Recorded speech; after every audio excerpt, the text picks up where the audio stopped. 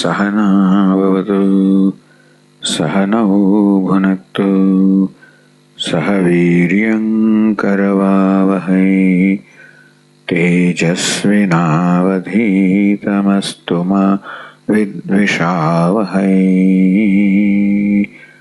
ओम शांति शांति शांति। कर्मण्य कर्म यः पश्येत् अकर्मणि च कर्म यः स बुद्धिमान् मनुष्येषु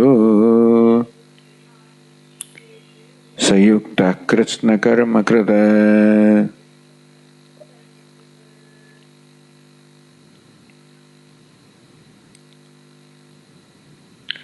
कर्मणि अकर्म यः पश्येत् अकर्मणि च कर्म यः।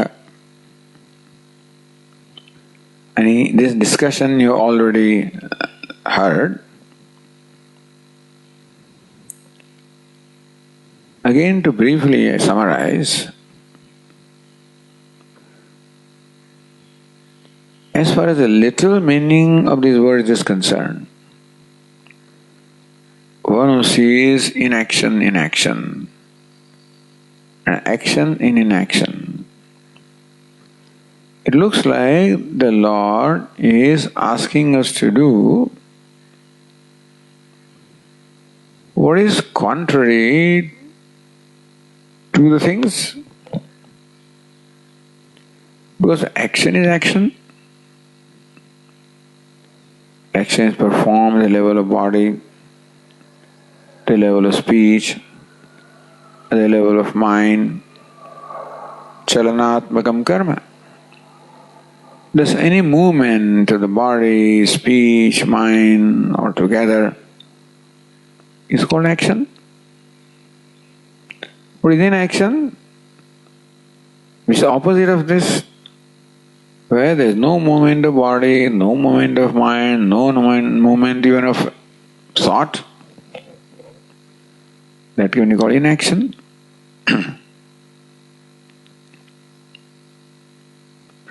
So how can you see in the movements, what is Lord Krishna asking us to do? What is called action, which is movement of the body, movement of the speech, movement of the mind, is Lord Krishna asking us to see the inactivity in activity? That hands are moving, but hey Krishna, hey Arjuna, may you see that they are not moving? The speech is talking, and does Lord Krishna mean that you are hearing the words and see that no words are there or no talking is there? Even if Lord Krishna asks us to do it, how can it be done? Karma, karma eva. That action is action. Akarma, akarma eva. Inaction is inaction. So karmani, akarma. Karmani is the seventh case of the word karman, which is adhikaranam, location. It looks as though Lord Krishna is asking us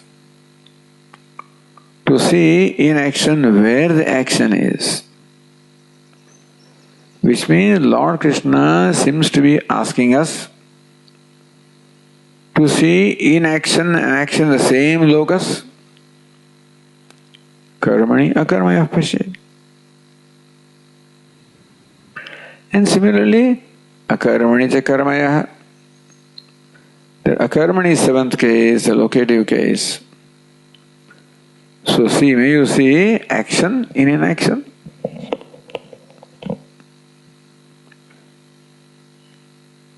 It is not possible to see two contradictory things in one location at one time.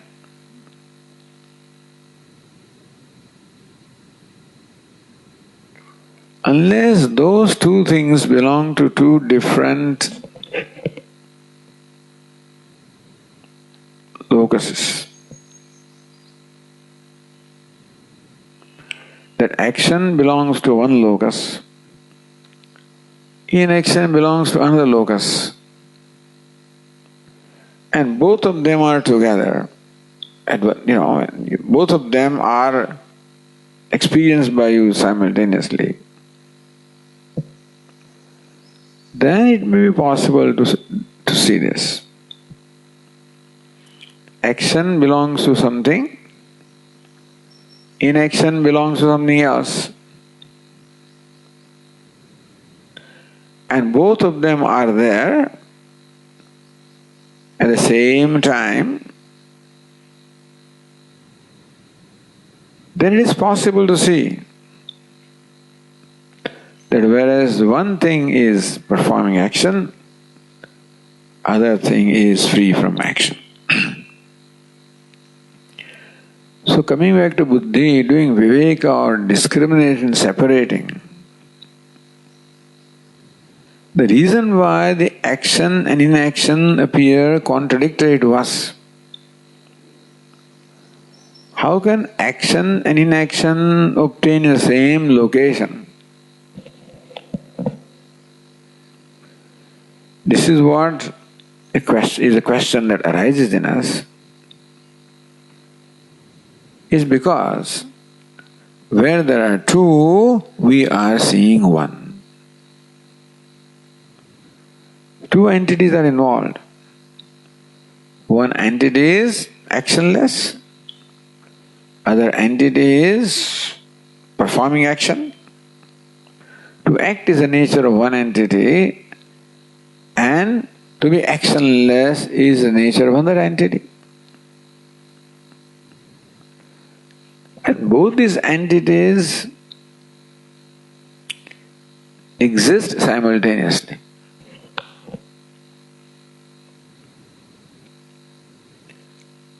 The Vedantins' example would be a rope snake. A rope, a snake apparently exist at the same place at the same time, sort of. Or another example can be the mirage water and the sand, they exist at the same time.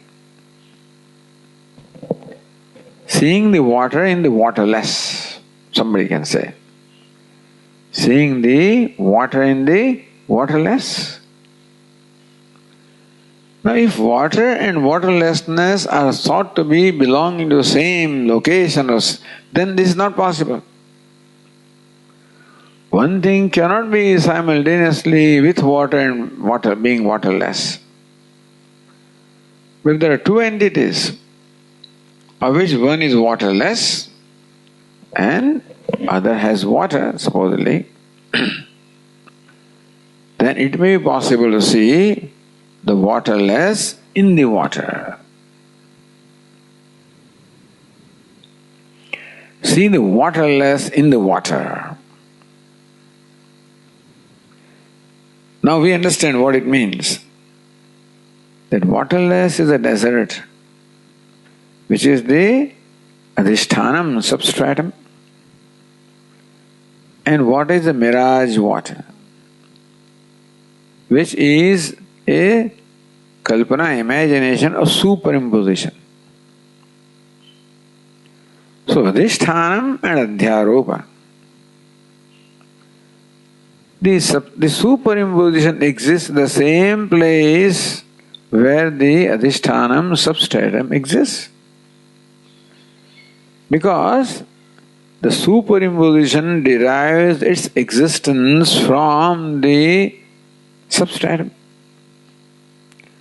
Just as a snake derives its existence and manifestation from the rope. Rope is, therefore snake is, rope manifests, therefore snake manifests. You know why I say that? Because rope may not manifest as in dark. In which case, the snake also will not manifest.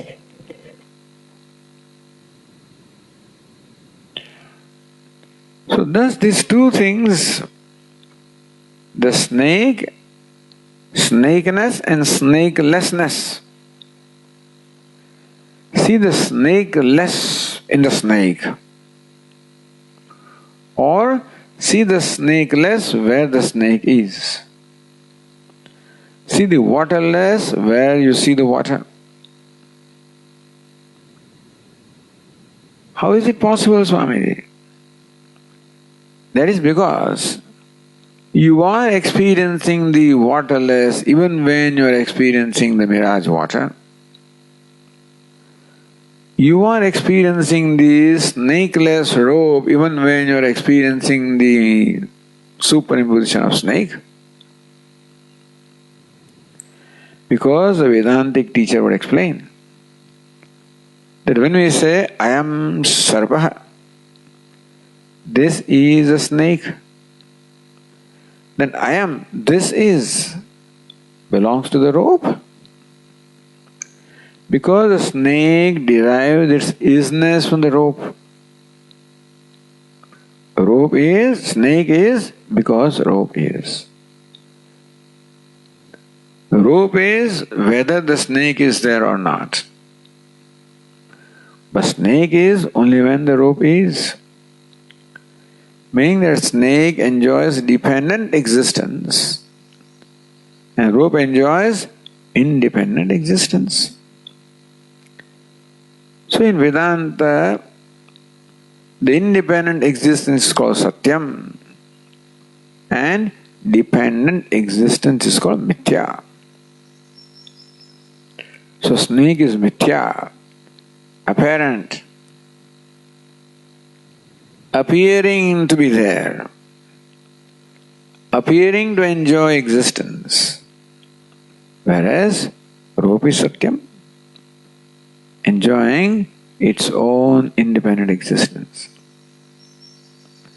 The thing is that Mithya cannot be experienced unless we experience Satyam. The superimposition cannot be experienced unless we are experiencing substratum, isn't it? When you say, I am Sarpaha, this is a snake, that this is part belongs to the rope. So even when we are experiencing the snake and saying this is a snake, understand that we are experiencing the rope because the this is aspect of the rope is experienced and then only the snake can be experienced. As I said, in the pitch dark, if the this is of the rope is not experienced, meaning when it is dark and I do not experience this is the rope, then the question of the snake does not arise. It is only in a situation when the this is aspect of the rope is experienced, the ropeness is not experienced. That is when the adhyasa or superimposition takes place. When samanya jnanam is there, vishesha jnanam is not there. This is the samanya amsha, the universal aspect of the rope. And rope is the vishesha amsha, the particular aspect of the rope. So this is applies to every object. This is a snake rope, this is a part, this is a table, this is universal. The rope and the table and chair, all of these are particular. So when the universal is experienced and the particular is not experienced, that is when the superimposition can take place. So when I say this is a snake, the universal aspect of the rope which is this is experienced, and the particular aspect of the rope which is what? The ropeness is not experienced. This is the classic situation when the adhyaropa or superimposition can take place. Therefore,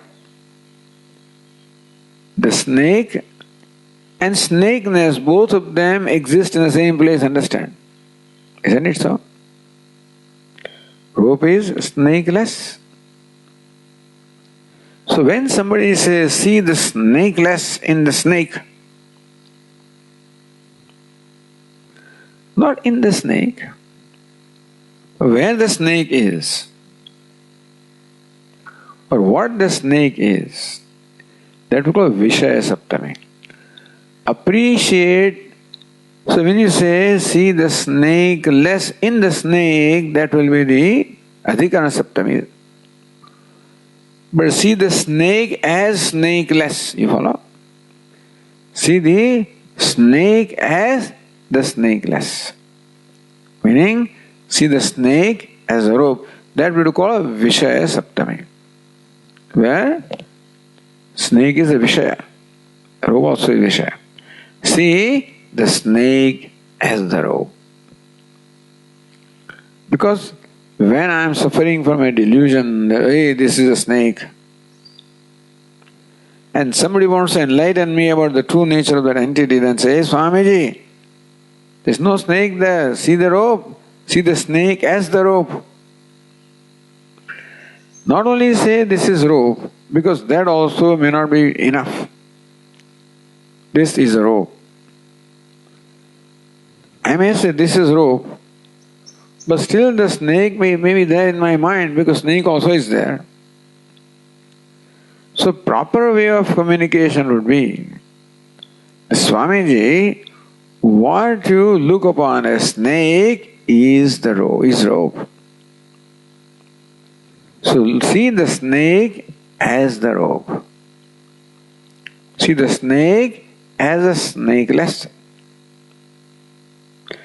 Asarvabhutayam rajvam sarparopaha. The Vedanta Sara explained the concept of super adhyaropa as Asarvabhutayam rajvam, rajju or the rope, which Asarvabhuta has no snakeness at all. Seeing snake in what is totally free from snakeness. So here also Lord Krishna says, Karmani akarmayah pashed. One who sees, it looks like literally it means one who sees actionless inaction. Like saying, see the rope in the snake, but that would not be right. See the snake as the rope. Similarly also, see the action as inaction. Recognize that the rope is the substratum of the snake. Similarly, recognize that the inaction is the substratum of the action. Just as snake cannot exist without the rope, the action also cannot exist without inaction. Because adhyaropa cannot exist without adhishtanam. Superimposition cannot exist without substratum, if you use those words. So action is adhyaropa, superimposition. Upon what? Akarma. Let us say actionless. See the actionless where you are seeing the action. Seeing the action as the actionless. Meaning that, recognize that actionless is the truth of action. Again, coming back, how can action and actionless exist at the same time? Because they belong to different locuses. Action belongs to one thing. To what? To this body, mind, sense complex. This is where action belongs. What is actionless? The self, asti bhadi priya, Satchidananda na jayate mriyate va vipaschit. the akarta. Nayam hanti na hanyate. Yenam veti hantaram. Yaschenam manyate hatam. Ubhau tau na vijanitaha. Nayam hanti na hanyate. Second chapter, Lord Krishna says, Shankaracharya says, in fact, while explaining this verse, that this is not the first time Lord Krishna is saying this. Coming to think of it, Lord Krishna has said this more than once earlier. Then why is Lord Krishna repeating himself, repeating in different words, the same thing? That is because Bhashyakara says that the person keeps forgetting what is told and gets back into his old rut of same misconception and keeps on asking the same question again and again. And therefore, Lord Krishna is replying the same question asked in different words, reply also in different words. Anyway, so Lord Krishna has already said, Yayenam veti hantaram yasyenam manyate hatam ubhau tau na vijanitaha. One thing that Atma, the self, is hanta. The agent of the act of killing means one who thinks that Atma is agent, karta. Haranam or killing is just an example. One who looks upon Atma, the self, as an agent of action, as a locus of action, as the one performing action. And the other person believes, hata, that I am the object of action. One looks upon Atma as the locus of action, as the one who performs action. Other one looks upon Atma as the object of action, one upon whom the action is performed. So one looks upon it. Therefore, one who feels I am a victim of action. Other is villain of action, one is victim of action. Ubhau tau na vijanitaha. Lord Krishna says, both of them do not know the true nature of the self. Meaning that they do not know the true nature of action also. Nayam hanti na hanyate.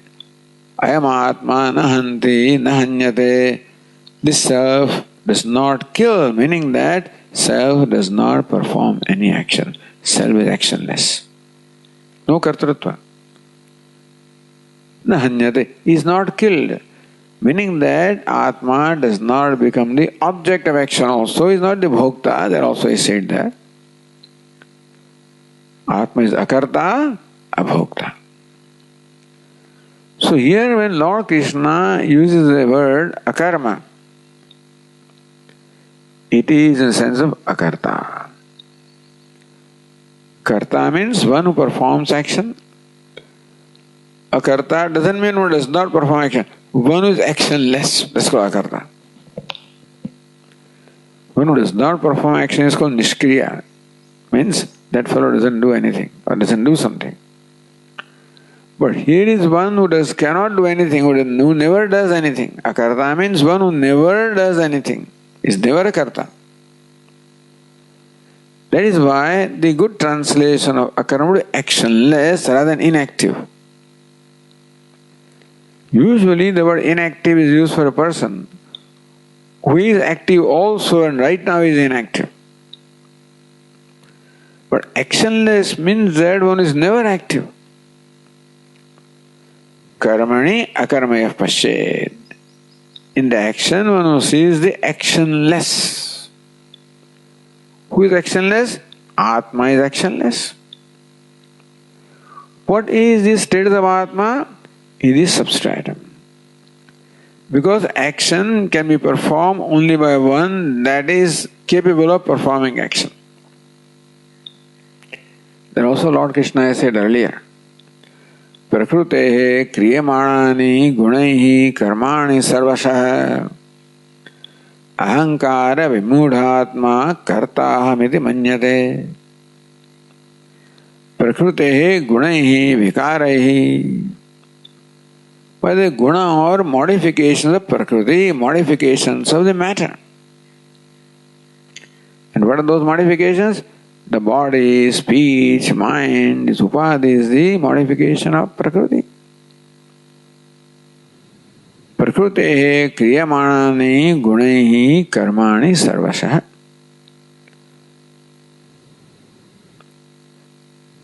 Karmani sarvashah kriyamanani. The karmas are in every way performed by prakrute gunehi, by the modifications of prakriti, by sattva, rajas and tamas. They are the modifications of prakriti. By them alone all the karmas are performed. And generally we can say our gross body is the modification of tamas. Our organs of action, the prana, are the modification of rajas. And the organs of perception and the mind and intellect are the modification of sattva. So prakrutehe gunehi, prakrutehe vikarehi, by the vikara, the modification of prakriti, modification of sattva, rajas, tamas, which is the body, sense organs, mind complex. Sarvashah karmane kriyamanani, it is this that performs all the actions in every way. Panchetani mahabaho karanani bodhame adhishthanam tatha karta karanam cha prasagvidam vividascha prasakcheshtaha devam chaivatra panchamam. In the 18th chapter, Lord Krishna said, the karta, the body. Karta. Ego.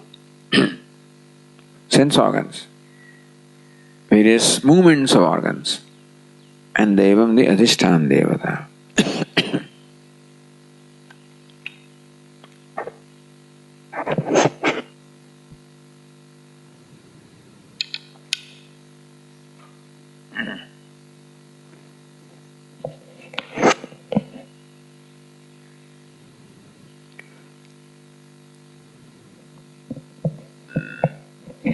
This one.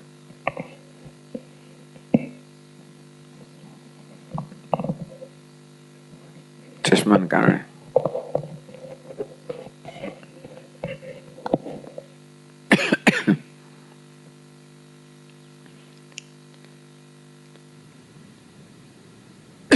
So the idea is that karma and akarma belong to two different locations.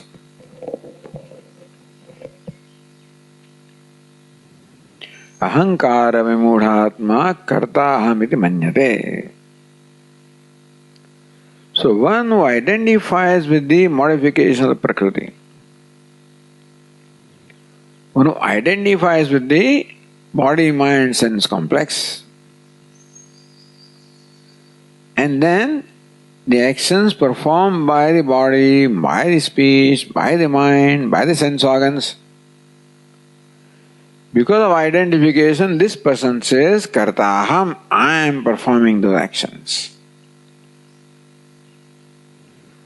So, Kartrutva belongs to Prakriti. Kartrutva belongs to Anatma. Kartrutva, the doership, belongs to the body, sense, mind complex.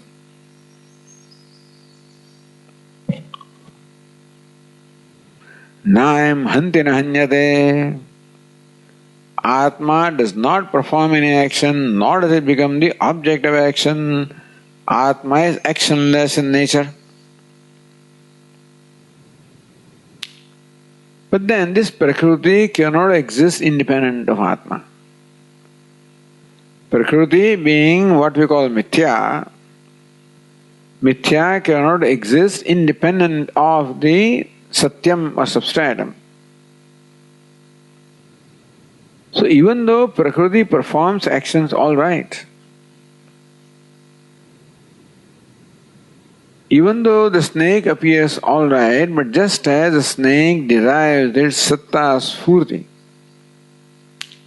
the isness of the snake, the manifestation of snake, they belong to the rope.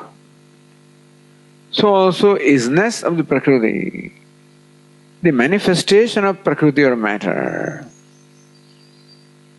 the liveliness of the matter, It is the Atma, the self, the consciousness,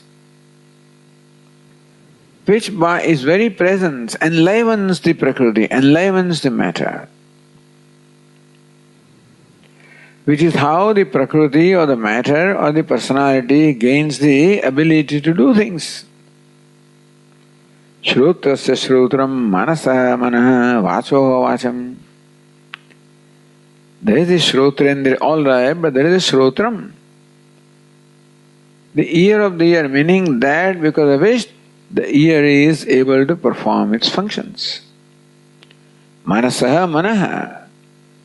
There is something because of which the mind is able to perform its functions. So this complex of the body, mind, sense organs is enlivened.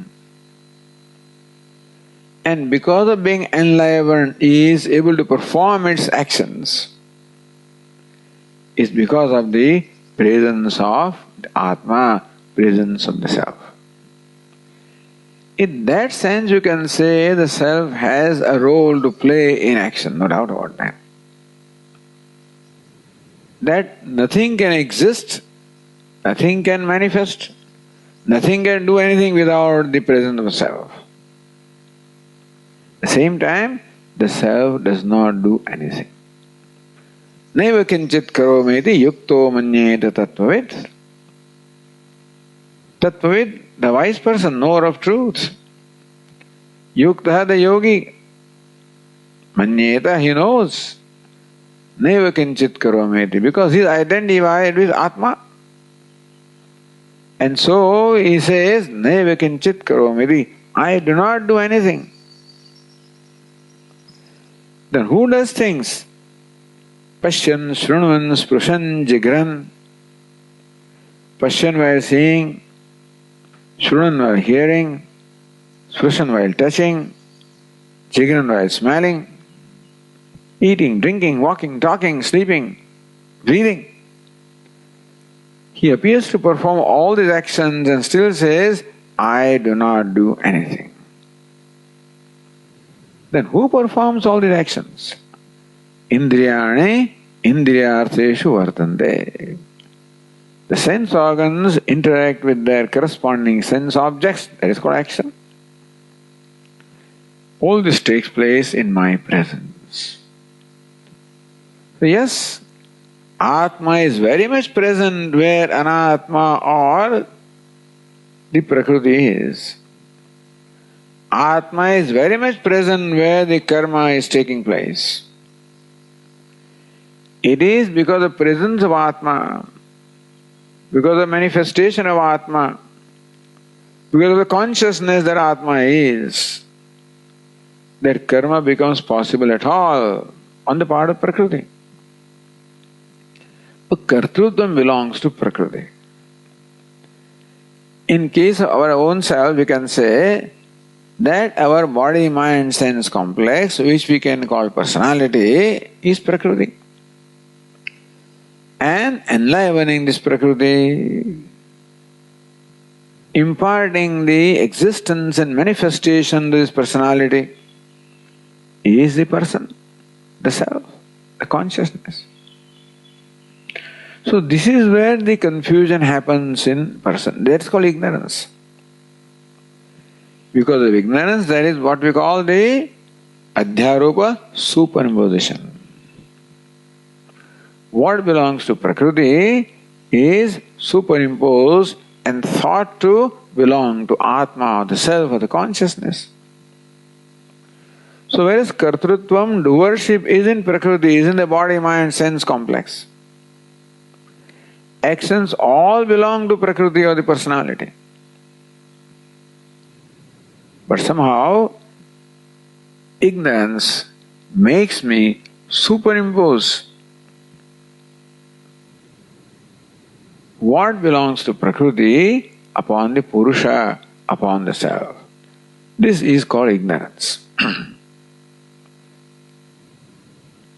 The Vedanta says this is there. It is called adhyasa. Superimposition is there. Meaning that my notion that I am a doer is a result of superimposition. That's what Vedanta says. How can you say that? Because Upanishad says, Vedanta says, Tattvamasi. You are Brahman. Ajo nityaha shashvatoyam puranaha. The self is unborn, ajaha. Nityaha, indestructible, avinashi. Shashvataha puranaha, free from growth, free from decay, free from change, free from modification. And therefore, free from kartrutva and bhoktrutva. Understand, this verse in the second chapter is told after that verse. Earlier verse was, Nayam hantina hanyate. The self neither kills nor is killed. Why is it so? Na jayate mriyate va kadashit. Because ajo nityaha shashvatoyam puranaha. Because the self is ajaha, nityaha, shashvataha, puranaha. Free from birth and death and growth and decay. Na hanyate hanyamane sharire. So this viveka or discrimination is being taught to us because there is aviveka and non-discrimination. Where there are two, we are lumping them together and seeing them as one. This is what happens in our life. Like the iron ball and fire become one, as though in what we call the fireball. Where there are two entities that appear to be one. And similarly also in our case, there are two entities, Purusha and Prakriti, but they appear to be one, and therefore what belongs to Prakriti is thought to belong to Purusha, and therefore I entertain variety of notions that I am the performer of action. I am the Karta, I am the Bhokta. Kartrutva, Bhoktrutva, Lakshana, Samsara. The Vedantic teachers say that what is samsara? That which is characterized by kartrutva and bhoktrutva, doership and experiencership. So this is the habitual superimposition, not that we have decided to do this. We are born with the habit of superimposing the Prakriti upon Purusha and looking upon them as one, even when there are two, like an actor and the costume.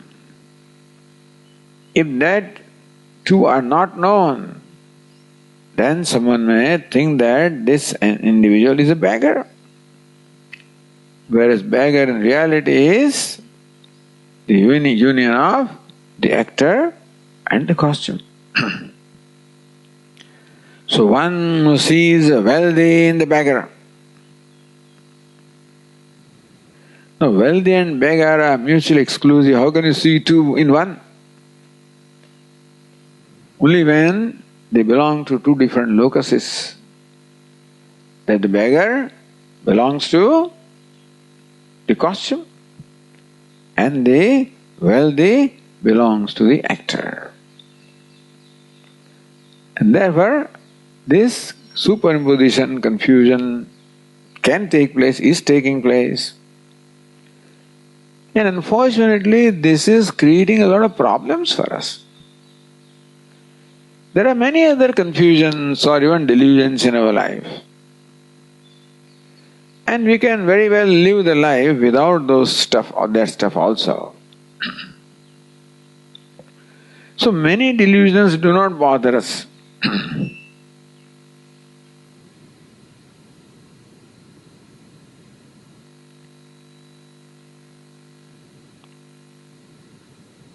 But this is one thing that is the source of all our problems in life, all our sorrow in life. Therefore the need to pay attention to this.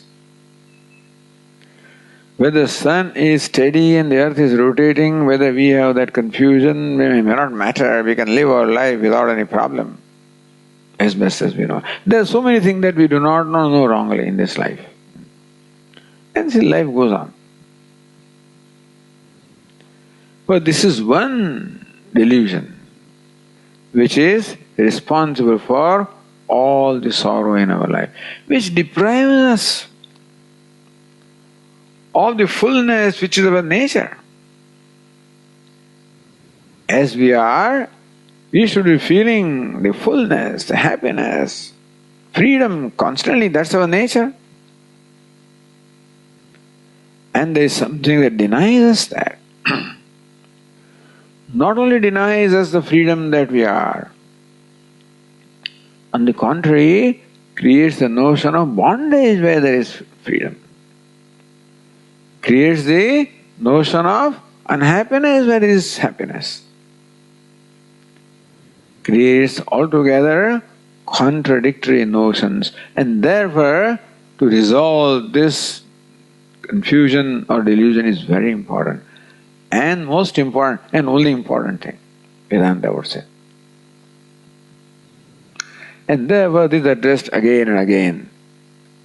It's the only thing that Vedanta talks about, only thing that it addresses. And the Lord Krishna finds an opportunity to address it again. Karmani akarmaya pashyayat. Understand, Arjuna, that karma belongs to Prakriti. And you are habitually superimposing what belongs to Prakriti, karma, and think that you are the karta, Atma is the karta. That's where the problem is, isn't it? Arjuna's problem arose from thinking that I am a karta. And the karta becomes bhokta. That I will be the performer of this horrible, terrible action. Tatkim karmani ghore mam niyojayasi Keshava. He Keshava, why do you enjoin me in performing this absolutely terrible action of killing people? Arjuna feels very guilty that I will become a sinner, a killer of my own kith and kin. I'll be killing, I'll be required to kill those who have nurtured me, nourished me, loved me. Because of whom I am what I am. So a lot of sense of guilt in Arjuna, which causes this sorrow. And of course, there is bhoktritva also. So not only he suffers from the sense of guilt of having to kill them, but suffers from then what will happen to me without them. So that's a bhoktritva. So as Bhashyakara explains, Ahamesham mama ete, I belong to them, they belong to me, that I will be their killer, and what will I do without them? So if we trace the sorrow of Arjuna, it will trace to kartrutva, bhoktritva. Therefore the importance to address that, to make us realize that kartrutva, bhoktritva does not belong to I, belongs to non-I, belongs to the costume, belongs to the personality, where it is necessary also. The costume is necessary to perform the roles. So kartrutva, bhoktritva should be there in Prakriti. Then I can function in life. That's the only purpose of being born anyway. So kartrutva, bhoktritva by themselves are not wrong. What is wrong, if you want to call something wrong, is to superimpose them where they do not belong. That I am a karta, I am a bhokta, that is what deprives me of the benefit of what I truly am. The kartrutva, bhoktritva are notions like the notion of snake upon the rope. And just as that notion that is a snake deprives me from the perception of rope, nothing else. Because what I am experiencing is rope. And still I am deprived the benefit of perceiving that entity as rope only because of the notion in my mind that this is a snake. Not that there is a real snake which deprives me, which is hiding the rope, no. Just this notion in my mind. Similarly, the notion that I am a karta, I am a bhokta, these notions they deprive me of the benefit of the true nature of what I am. That I am is free, I am is complete, whole. When you are joined karta in that, then I am becomes as limited as karta. The I am by itself is limitless. But the moment you join bhokta in there, I am becomes as limited as bhokta. So even though we are experiencing I am, even though we are experiencing the limitless, by joining, by superimposing, by lumping kartrutva, bhoktrutva with that I am, we are denied the benefit of the true dimension of I am. And we can only experience the I am which is as small or as limited as karta and bhokta. And therefore I constantly suffer from a sense of smallness, limitedness, helplessness. Therefore the need of becoming free from these notions. So therefore Lord Krishna teaches, karmani akarmayah pashet. Understand, Arjuna, that karma is there. But at one level, what level? At the level of prakriti. Even when there is karma at the level of prakriti, simultaneously there is the Purusha, who is what? Akarta, actionless. Most amazing thing. The akarta, the actionless, is substrate of all the action. The limitless is the substrate of all limitations. Very difficult to imagine even. The limitless is right there where I think this is limited.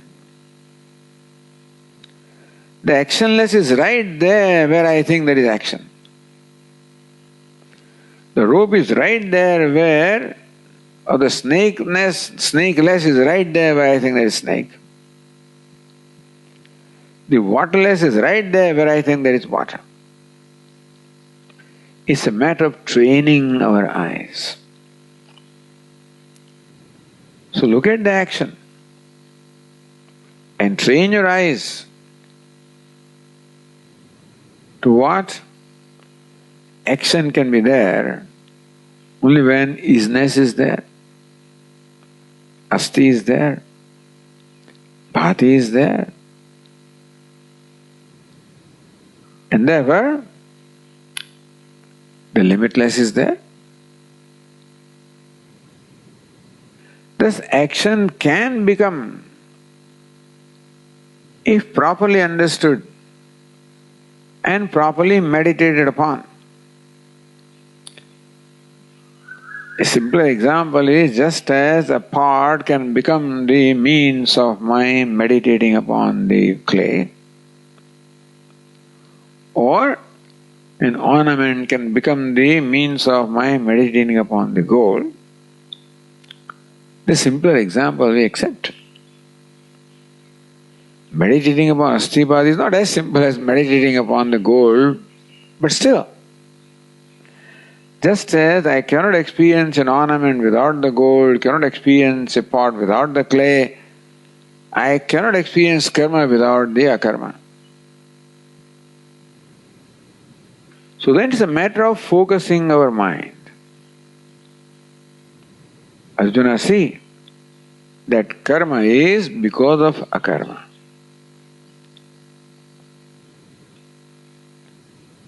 That karma can be let go, can be given up. Just as even when I am looking at the ornament, I can let go the name and form the ornament if I totally focus my attention on the gold. So akarta is Atma. In this case, a little different thing, of course. You will complain that Swamiji, this is not an adequate example, easy example. You get away with that. It's true. That karma belongs to Prakriti, it belongs to Anatma, and akarma or excellence belongs to Purusha, belongs to Atma. So this is not simply focusing, but this is withdrawing from anatma to atma. But then the atma is very much experienced when you are experiencing anatma. The karma, the actionless, the self is very much experienced when karma or the prakriti is experienced. Because mithya cannot be experienced without the experience of satya. Anatma cannot be experienced without the experience of atma. Or karma cannot be experienced without the experience of akarma. So here what we need to do is to let go. It's called neti neti. Even in case of gold and ornament also it's letting go the name and form to appreciate the gold. They are also there. But here is letting go of neti, of karma, of prakriti, of that identification. And appreciating the akarma, the actionless, the atma. Karmani akarmayah pashet. In a way, this is the upadesha of Upanishad, neti neti, where karma is negated. To appreciate akarma. We cannot appreciate a karma unless the karma is negated. Because karma belongs to prakriti, anatma, which requires my mind to be focused upon anatma. So I should withdraw my focus from anatma, no doubt about that. And focus upon the self, upon the atma. Which does require a mind which is able to do that, which has no axe to grind with anatma, which doesn't mind letting go anatma, doesn't mind letting go the prakriti, doesn't mind letting go the karma, doesn't mind letting go the kartrutva, because no agenda. So when the mind becomes free from agenda, which is what is called a ragadvesha, it is true that I have nothing to lose by letting go of the karma, nothing to gain by holding on to karma, and nothing to lose by letting go of the karma or kartrutva, then I can let go of the kartrutva. Then I remain what I am regardless. But upon what I am, I was also lumping or superimposing this prakriti, and therefore the prakriti is karma and therefore kartrutva. Then I recognize that that belongs to prakriti. That is anatma. That is not atma. If the recognition is there, then it becomes possible for me to let go. So, kartrutvam is let go. By letting go of the identification with the prakriti, identification with the body-mind complex. When can I let go of the identification? When I can remain without them. If I think that they are very important to me for my existence, my well-being, then that cannot be let go. But I've discovered sufficient self-sufficiency within myself, that I do not need the body or mind or sense organs in order for me to feel comfortable. I can be comfortable without them also. This is when we can let go. Understand, letting go doesn't happen just like that. Because that will not allow me to let go. As long as it holds some importance for me, it has something to contribute to me, or it can damage me in some way. So long, even if I want, I cannot let it go because it will not allow me to let it go. Therefore, a disposition of mind which is free from agenda, free from the need of identification. That means the mind has discovered adequate self-sufficiency to be by itself without the need to hold on to anything. So that will be called sadhana, chatushtaya sambatti, called vairagya, called samadhi satika sambatti, called antahkarana shuddhi, etc. It is true that we do require a mind like that.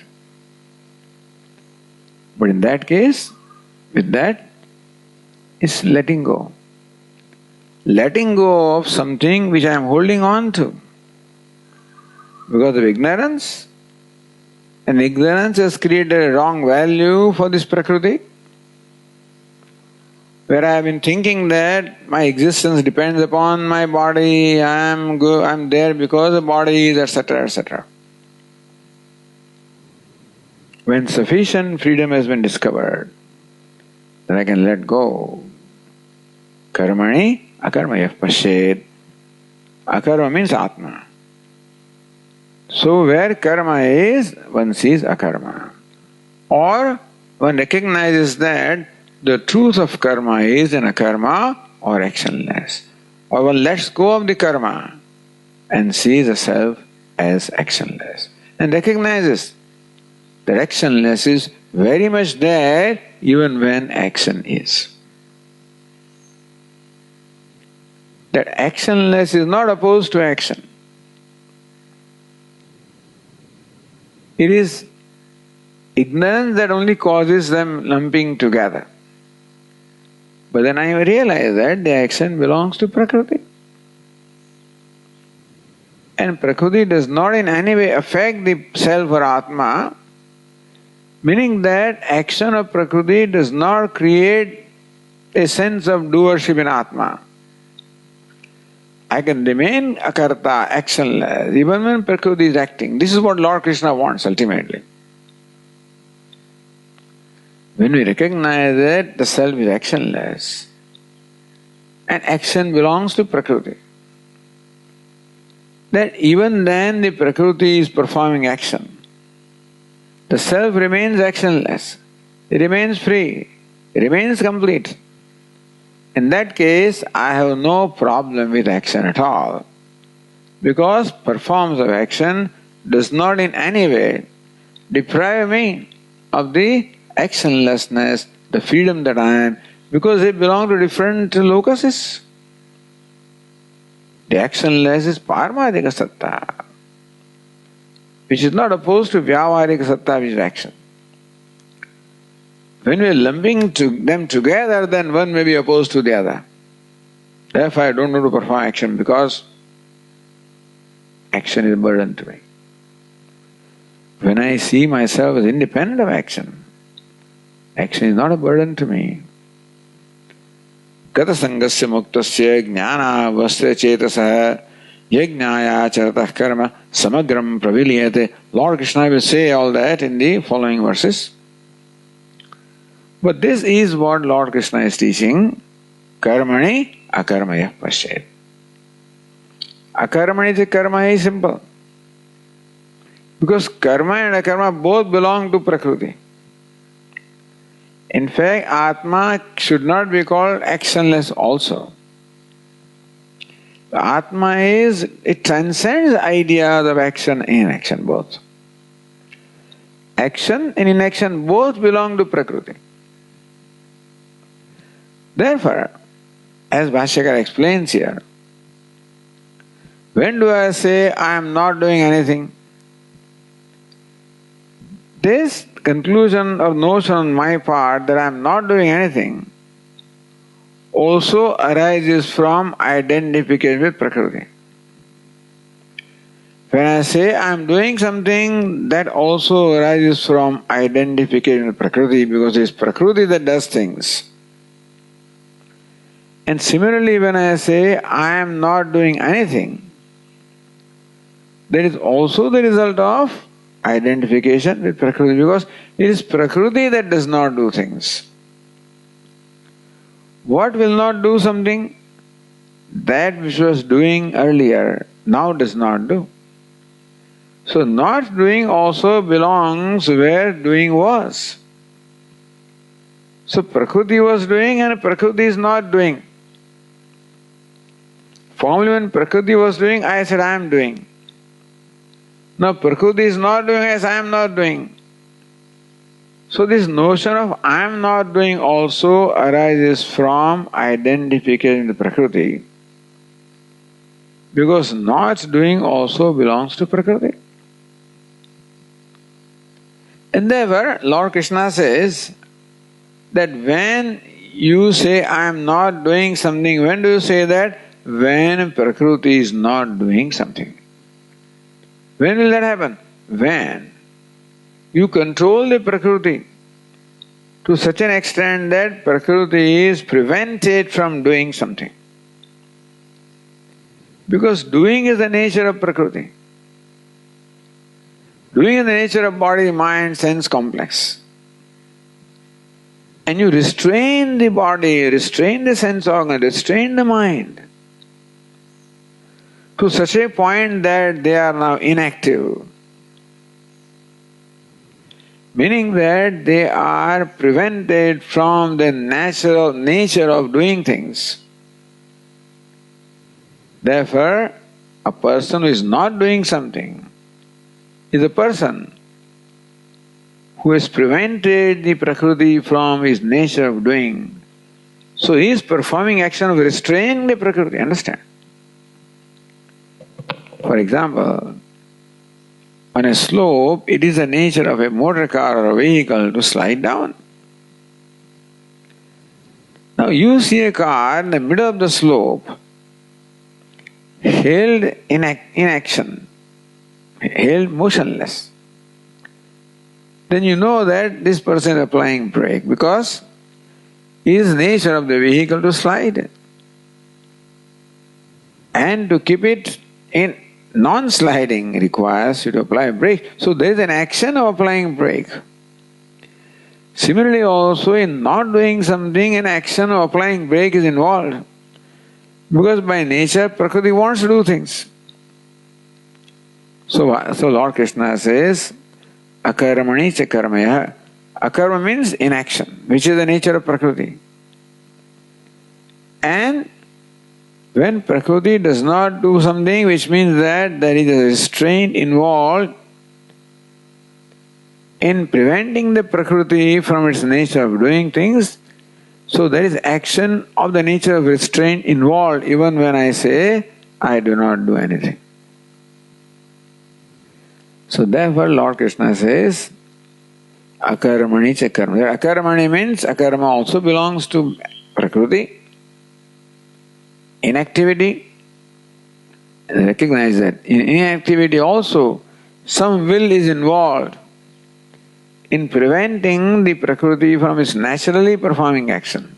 And therefore, action of the nature of will is involved there also. Meaning that both karma and akarma, action and inaction, both of them belong to Prakriti. Atma transcends the idea of karma and akarma, action and inaction both. So we use the word actionless. What is meant by actionless? That actionless does not mean inactive, does not mean one who does not perform action. Actionless means one who transcends action. And when you transcend action, you are naturally transcending inaction also. So Atma, the self, is actionless means the one that transcends both action as well as inaction. Therefore Lord Krishna says, karmani akarmayah pashyet. Atma, which transcends karma and akarma, one who sees that transcending Atma, the substratum is very much there as existing, as manifesting when action takes place, is very much there when inaction, absence of action is there. In presence of action also, the actionless Atma is there. In absence of action also, the actionless Atma is there. One who sees that fact, sees the reality. So that's how Lord Krishna said, Tatte karma pravakshami yajñātva mokshase ashubhat. Tatte karma and akarma. I will teach you about the action and inaction. The truth of both of them is Atma. So knowing karma rightly is what? Knowing karma as Atma. Knowing akarma rightly is what? Knowing that also is Atma. Yajñātva mokshase, both of them are mithya. And both of them depend upon Atma, which is Satyam. So by this knowledge, Ashubhat mokshase will be liberated from samsara of kartrutva, bhoktrutva. Om. Om Purnamada Purnamidam Purnat Purnamudachyate Purnasya Purnamadaya Purnameva Vasishyate. Om Shanti Shanti Shanti. Shankaram Shankaracharyam Keshavam Vadarayanam Sutra Bhashya Krutau Vande Bhagavantau Punah Punah. Ishvaro Gururatmeti Murti Bheda Vibhagine Vyomavadvyapta Dehaya Dakshinamurtaye Namaha. Om Shanti Shanti Shanti. Hari Om. Shri Gurubhyo Namaha. Hari Om.